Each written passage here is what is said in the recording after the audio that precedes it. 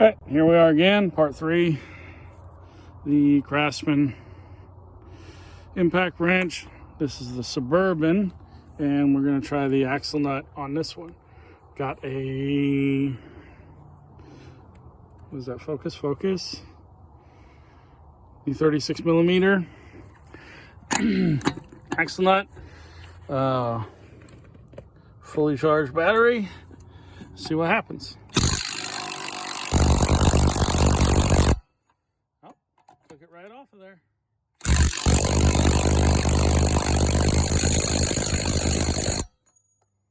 Nice.